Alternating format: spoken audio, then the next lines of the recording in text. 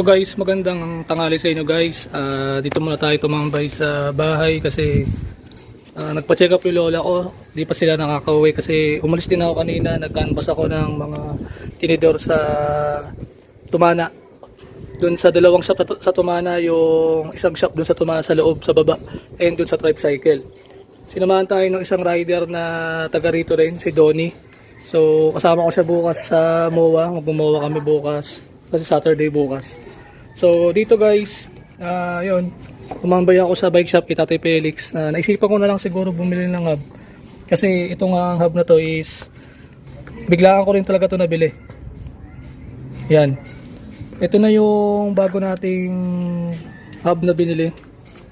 Ito na, Tanki TH240. Ayan, ito na yung binili nating bagong hub. Itong hub na to para kay ano to? Para kay Yuan to. Nasa alagang ano to, 1,100. Yun. Kasi binibigyan tayo ng papa niya ng pera. Tapos nagka-canvas tayo. Ayan. Yung DJ natin. Ayan o. Yan yung dinala kong bike kanina papunta sa Tumana. So, Tanki 3H. Ayan, Tanki TH240. So, yung kanyang rear body is 70-75. HG, no? Ibig sabihin ng HG Hyperglide, pang 12 speed siya. So kung di ka naka 12 speed, kailangan mo yung ano, yun, yung spacer na yun, kailangan mo yun para may salpak mo to. Yung spacer na yan, kadalasan kinakabit lang yan kapag naka ano ka lang, naka 12 speed ka or 11 ka. Kasi yung Pops Pro ko na version 5, ang rear body niya is bakal and pang 13 speed yun. So nilagyan ko talaga siya ng spacer. Kasi pag walang spacer, sakto lang siya dito, pero ang nangyayari, masikap pang ikot. Hindi na siya umiikot. Yun. So, ano yata itong, ano na to 6 pole straight yata to. Ayan o. Tulog mayaman siya o. Tapos, natatanggal yung kanyang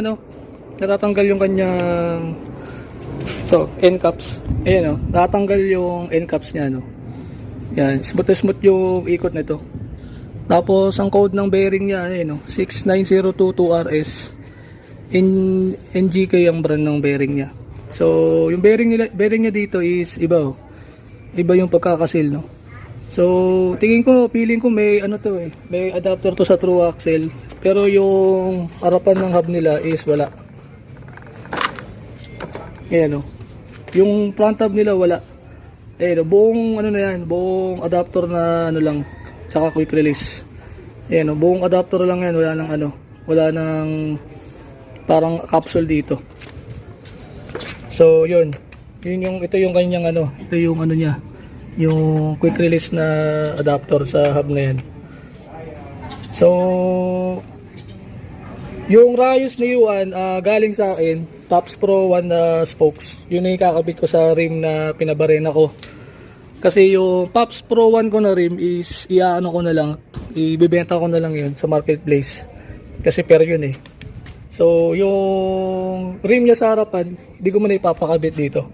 Kasi upgrade nga eh. Kasi yung rim niya hindi pa naka ano eh, hindi pa upgraded yun. So ganap na lang tayo ng ibang rim para dun. So ang kulang na lang sa bike nito is cogs na lang. So kay Kuya Arman na lang ako bibili, 9 speed.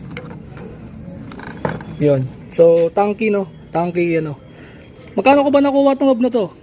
Nabili ko to ng 1.1 kay Tatay Felix no. So white na lang ang color.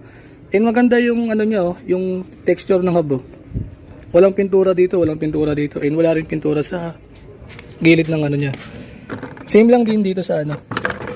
Same lang dito sa ano niya, sa hub niya. Sa harap. Ayan oh, walang kulay. Nabuksan ko so, pala yan. Guys yung hub na to. So yung ano nga, ang mechanism ng hub na tong Tanki na to is 6 poles treated siya. Ayan. So meron siyang dalawang bearing. Ayan, may dalawang bearing siya. Kabila ano, spacer lang yung nasa gitna. Ayan, 6 poles treated siya. Ayan, 6 poles treated, may spring. Yung spring niya is ayan, individual. Tapos may spring din dun sa gitna. Ayan oh. A little longer than a few minutes later. So guys, dito tayo ngayon sa bahay no. So babalik tayo sa vlog no. So itong hub ni Yuan na bago is Tanki TH240. So, meron siyang ano to, meron siyang mechanism na 6 pole straight it. So, ano siya, individual spring. Bawat poles may spring and may spring pa doon sa gitna. So, iba yung ano nito, mechanism sa ibang hub. Tapos, ayan, Tanki 7075. 7075 yun yung ginamit na alloy sa kanya. Tapos, Hyperglide 12 speed ang pinaka pwedeng ikabit sa pre-hub body na to. Whether 8 speed o to 12 speed pwede.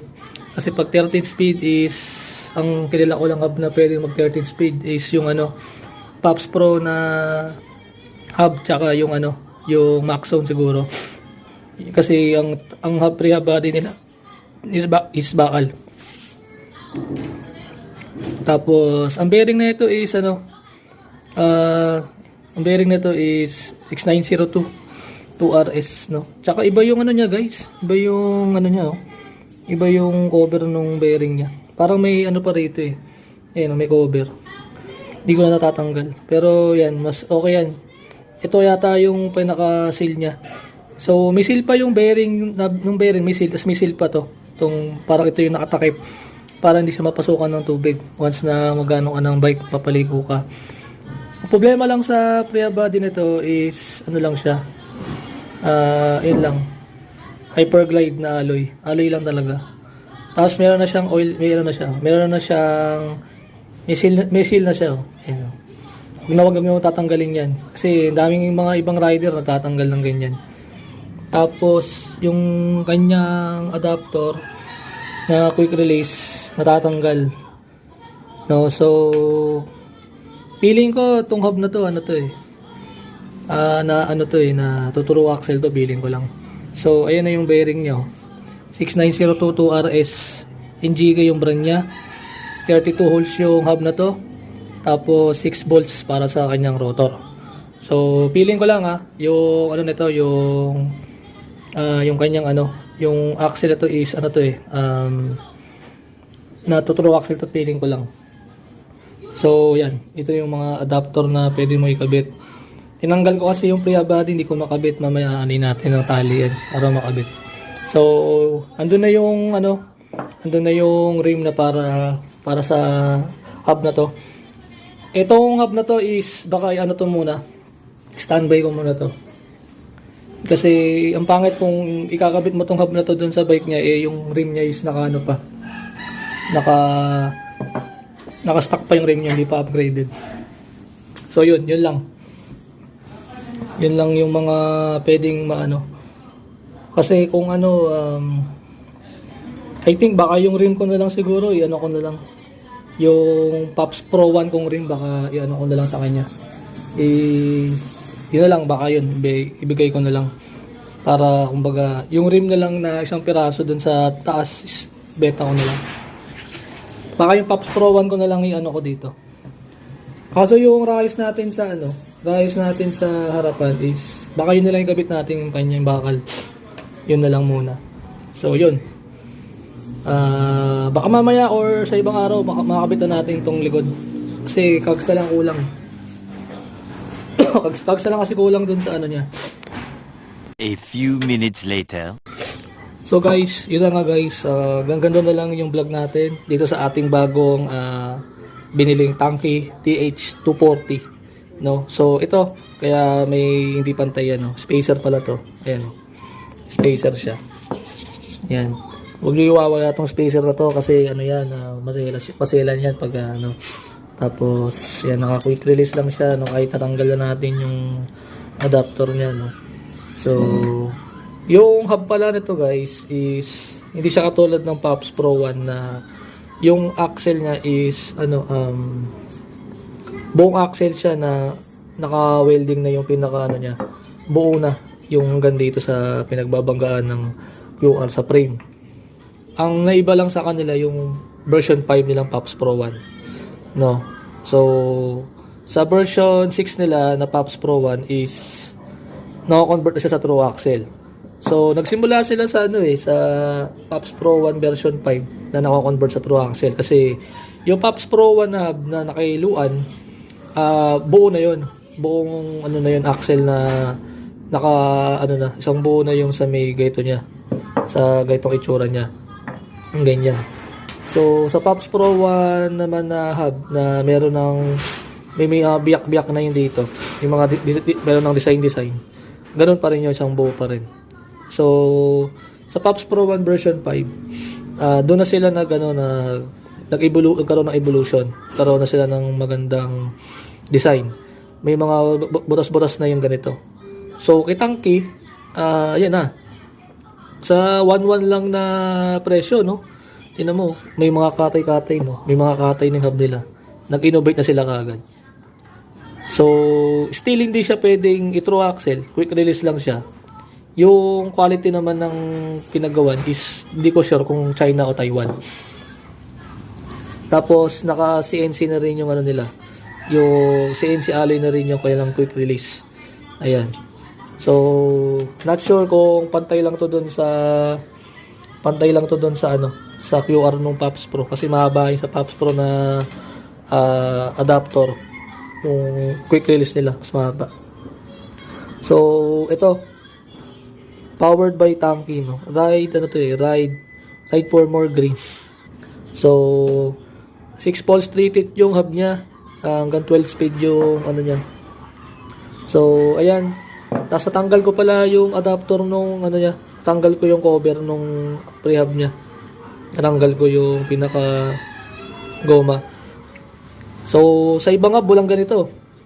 Wala kang makikitang goma sa ano, sa tabi ng bearing. Bearing lang 'yan. Tapos may spacer. 'Yun. So, ito yung adapter ng quick release is ano, sasandal mo lang siya dyan. Yan. Sasandal mo lang siya dyan. Okay na yan. So, kay Kuya Arman na lang tayo, bibili ng cogs na 9-speed. Kasi 9-speed naman yung ano niya, bike niya. So, ito na yung uli. This is the last time na mag-upgrade tayo. Kasi, yun na yun. Kasi, nakakuha na tayo ng hub niya. Cogs na lang ang kulang sa bike niya. Hanggang doon na lang. Tapos na tayo sa bike niya. So, bahala na kung sino yung gusto kong tulungan ulit. Kung basta nasa malit na bagay lang, malit na halaga lang, go tayo. Kasi yung hub dapat ibibili ko sa kanya is dapat yung ano lang, hyperglide lang na mumurahin lang sa Lazada. Kaso, eto na, naka-silvering na siya. Tapos, ang problema lang kasi dito pag nasira na yung rear body is ano, ito ang magiging problema niya. Pag katagalan masira na yung rear body, hindi ko alam kung makakabili ka ng ganito ulit. Unlike kasi kay Speed 1 Soldier, makakabili ka ng ganito. And yung kanyang axle dito sa sa Speed 1 Soldier, no, magkaiba. Yung kay Speed 1 Soldier kasi guys, yung axle niya kasi dito is may guhit kasi dito. Ito kasi wala. Ito kasi isang buo siya na na walang alog. Yung kasi may dito, may dalawang malalim dito sa bawat gilid. Ang tendency nun is kasi yung adapter kasi ng Soldier dito, is ito kasi buong bilog lang siya, yung butas. Yung Soldier kasi may hugis siya ng alin dito. Tapos yung katala na manipis is babangga mo siya dito. Yun yung mag-guide na yung mahigpitan yung hindi aalog. So sa bearing nila walang problema. Sa Soldier walang problema sa bearing nila. Ang pinagkaiba lang nila kasi is yung ito kasi isang buong bilog. So kahit isalpak mo yan ganyan. Salpak mo lang tong adapter na to, ayan, salpak mo lang siyang ganyan. Yan. Goods na. Wala nang alog. Yan, wala na siyang alog. Kaya yun ang kinaganda rito. Sa Soldier kasi is, yung nabili ko kasi may alog. Baka lang dahil lang dun. And may na rin may problema na siguro yung rear body nun. So buti na benta natin yun sa tropa natin na bumili sa taga Angono. So ganito lang guys yung vlog natin guys. Maraming salamat. Peace.